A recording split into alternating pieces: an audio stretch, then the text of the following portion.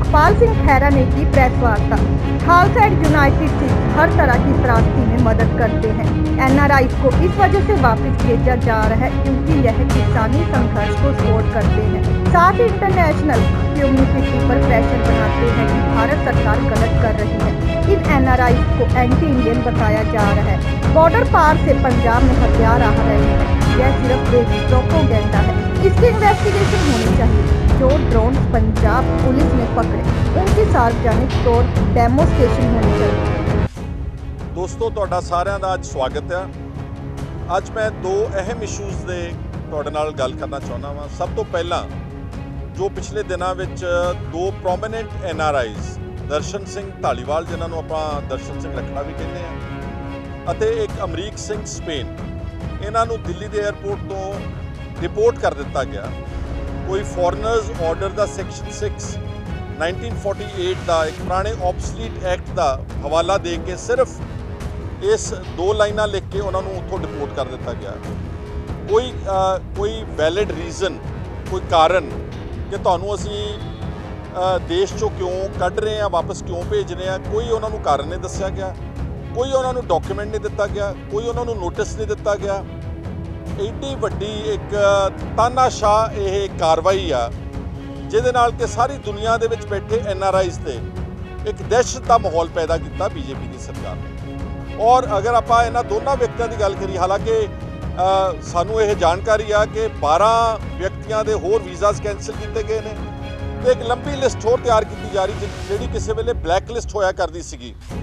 ਜਦੋਂ ਲੋਕਾਂ ਨੂੰ ਇੱਥੇ ਆਉਣ ਦਾ ਅਧਿਕਾਰ ਨਹੀਂ ਸੀ, ਆਪਣੀ ਮਾਂ ਭੂਮੀ ਦੇ ਉੱਤੇ ਉਤਰਨ ਦਾ ਅਧਿਕਾਰ ਨਹੀਂ ਸੀਗਾ, ਉਹੀ ਰਵਾਇਤ ਕਿਤੇ ਨਾ ਕਿਤੇ ਬੀਜੇਪੀ ਨੇ ਦੁਬਾਰਾ ਚੱਕ ਲਈ ਹੈ।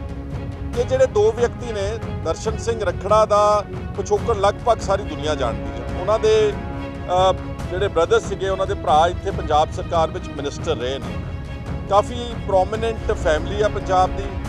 ਇੱਥੇ ਭਾਰਤ ਵਿੱਚ ਵੀ, ਪੰਜਾਬ ਦੇ ਵਿੱਚ ਵੀ ਕਾਫੀ ਵੱਡੇ ਪੱਧਰ ਤੇ ਸੋਸ਼ਲ ਅਤੇ ਚੈਰਿਟੀ ਵਰਕ ਕਰਦੇ ਰਹੇ ਨੇ ਇਹ ਲੋਕ। ਦਰਸ਼ਨ ਸਿੰਘ ਰਖੜਾ ਦੇ ਕੋਲ, ਮੈਂ ਜੇ ਗਲਤ ਨਾ ਹੋਵਾਂ ਤਾਂ ਲਗਭਗ 1000 ਦੇ ਕਰੀਬ ਗੈਸ ਸਟੇਸ਼ਨਸ ਨੇ ਔਰ ਮੇਰਾ ਖਿਆਲ ਹੈ ਕਿ ਹਜ਼ਾਰਾਂ ਦੀ ਤਾਦਾਦ ਵਿੱਚ ਉਹਨੇ ਉੱਥੇ ਲੋਕਾਂ ਨੂੰ ਇੰਪਲੋਇਮੈਂਟ ਦਿੱਤੀ ਹੋਈ। ਔਰ USA ਦੇ ਵਿੱਚ ਵੀ ਕਾਫੀ ਵੱਡੇ ਪੈਮਾਨੇ ਤੇ ਕਮਿਊਨਿਟੀ ਸਰਵਿਸ, ਕੌਮੀ ਗੱਲਾਂ, ਦੇਸ਼ ਦੀਆਂ ਗੱਲਾਂ, ਔਰ ਉੱਥੇ ਜਿਹੜੇ ਜਦ ਵੀ ਕਿਸੇ ਨੂੰ ਕੋਈ ਲੋੜ ਪੈਂਦੀ ਆ ਉੱਥੇ ਉਹ ਇਮਦਾਦ ਕਰਦੇ ਨੇ, ਲੰਗਰ ਲਾਉਂਦੇ ਨੇ, ਲੋੜਵੰਦਾਂ ਦੀ ਸਹਾਇਤਾ ਕਰਦੇ ਨੇ। ਇਸੇ ਤਰ੍ਹਾਂ ਹੀ ਪੰਜਾਬ ਦੇ ਵਿੱਚ ਵੀ ਜਿੱਥੇ ਵੀ ਕਿਤੇ ਕੋਈ ਆਫਤ ਆਉਂਦੀ ਆ, ਦੂਰ ਦਰਾਡੇ ਤੱਕ ਉਹਨਾਂ ਦੀ ਸਹਾਇਤਾ ਸਾਰੇ ਲੋਕ ਤਕਰੀਬਨ ਜਾਣਦੇ ਨੇ। ਪੰਜਾਬ ਨੂੰ ਅੱਗੇ ਵਧਾਉਣ ਵਿੱਚ ਉਹਨਾਂ ਦਾ ਹਮੇਸ਼ਾ ਇੱਕ ਪੋਜ਼ਿਟਿਵ ਰੋਲ ਰਿਹਾ ਵਾ। ਦੂਜਾ, ਅਮਰੀਕ ਸਿੰਘ ਸਪੇਨ, ਇਹ ਮੇਰੇ ਆਪਣੇ ਜ਼ਿਲ੍ਹੇ ਕਪੂਰਥਲਾ ਦਾ ਪਿੰਡ ਹੈ ਜੀ, ਸਿੱਧਵਾਂ ਦੋਨਾ। ਇਹ ਉੱਥੋਂ ਦੇ ਰਹਿਣ ਵਾਲੇ ਨੇ। ਇਹ ਪਿਛਲੇ ਲਗਭਗ 20-21 ਸਾਲ ਤੋਂ ਸਪੇਨ ਵਿੱਚ ਰਹਿ ਰਹੇ ਨੇ।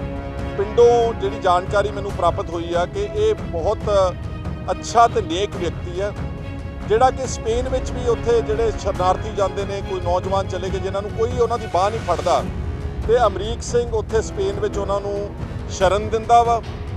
ਔਰ ਇੱਥੇ ਪੰਜਾਬ ਦੇ ਵਿੱਚ, ਇੱਥੇ ਚੰਡੀਗੜ੍ਹ ਦੇ ਵਿੱਚ ਉਹਨਾਂ ਨੇ ਇੱਕ ਪੂਰੀ ਟੀਮ ਬਣਾਈ ਹੋਈ ਆ, ਸਪੈਸ਼ਲਿਸਟ ਦੀ, ਡਾਕਟਰਸ ਦੀ, ਐਕਟਿਵਿਸਟ ਦੀ, ਜਿਹੜੇ ਕੈਂਸਰ ਰੋਗੀਆਂ ਦੀ ਮਦਦ ਕਰਦੇ ਨੇ, ਕੈਂਸਰ ਦੇ ਮਰੀਜ਼ਾਂ ਨੂੰ ਇਲਾਜ ਕਰਾਉਂਦੇ ਨੇ, ਉਹਨਾਂ ਦੀ ਇਮਦਾਦ ਕਰਦੇ ਨੇ। ਪੰਜਾਬ ਦੇ ਵਿੱਚ ਹੁਣੇ ਸ਼ਾਇਦ ਗੁਰੂ ਗੋਬਿੰਦ ਸਿੰਘ ਸਟੇਡੀਅਮ ਜਲੰਧਰ ਵਿਖੇ ਕਬੱਡੀ ਦਾ ਵੱਡਾ ਟੂਰਨਾਮੈਂਟ ਹੋਣ ਜਾ ਰਿਹਾ ਸੀਗਾ, ਉਹਨੂੰ ਪ੍ਰਮੋਟ ਕਰਦੇ ਨੇ, ਸਪੋਰਟਸ ਨੂੰ। ਔਰ ਇਸ ਤੋਂ ਇਲਾਵਾ ਹੋਰ ਬਹੁਤ ਸਾਰੇ ਚੈਰਿਟੀ ਦੇ ਕੰਮ ਕਰਦੇ ਨੇ ਅਮਰੀਕ ਸਿੰਘ ਸਪੇਨ। ਇਹ ਇਕੱਲੇ ਦੋ ਵਿਅਕਤੀ ਨਹੀਂ ਕਰਦੇ ਪੰਜਾਬ ਦੀ ਜਾਂ ਭਾਰਤ ਵਾਸਤੇ।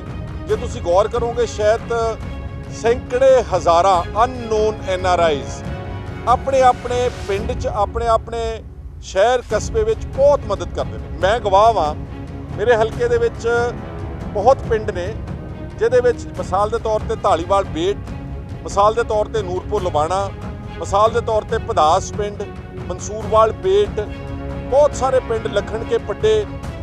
ਇਹ ਉੱਥੇ ਐਨਆਰਆਈਜ਼ ਨੇ ਕੀ ਕੀਤਾ ਹੋਇਆ ਕਿ ਵਿਦੇਸ਼ਾਂ 'ਚ ਬੈਠੇ ਉਹਨਾਂ ਨੇ ਆਪਣੇ ਆਪਣੇ ਪਿੰਡ ਦੀ ਇੱਕ ਕਮੇਟੀ ਬਣਾ ਲਈ, ਢਿਲਵਾਂ ਡਿਵੈਲਪਮੈਂਟ ਸੁਸਾਇਟੀ, ਢਿਲਵਾਂ ਮੈਂ ਭੁੱਲ ਚੱਲਿਆ ਸੀਗਾ।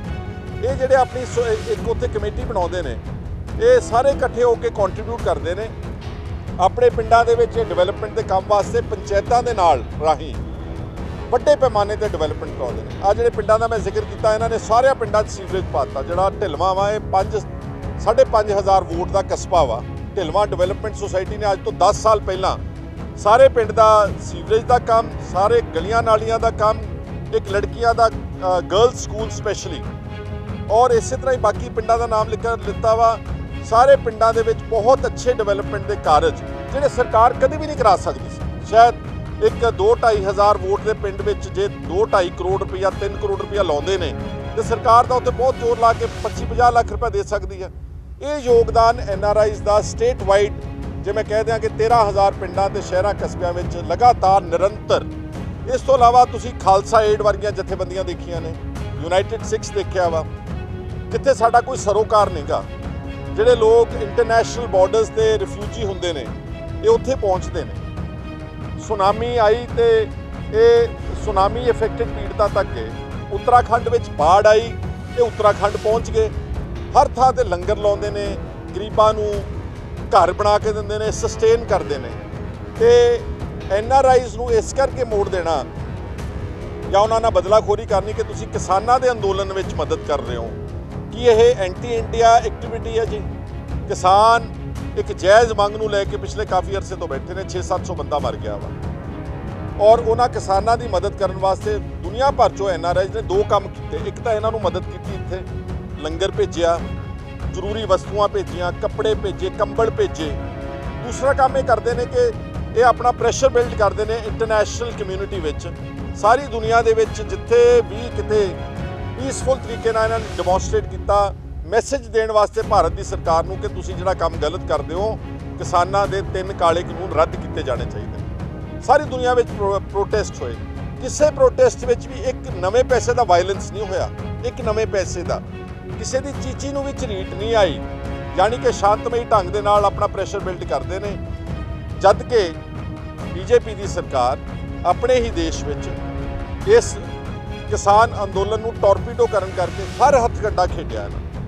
ਸਿੰਘੂ ਬਾਰਡਰ ਦੇ ਉੱਤੇ ਇਸ ਤਰ੍ਹਾਂ ਦੇ ਅਨਸਰ ਨੂੰ ਭੇਜਿਆ ਕਿ ਉੱਥੇ ਸਿੱਖ ਬਨਾਮ ਹਿੰਦੂ ਦੰਗੇ ਹੋਣ, ਨਹੀਂ ਹੋ ਸਕੇ।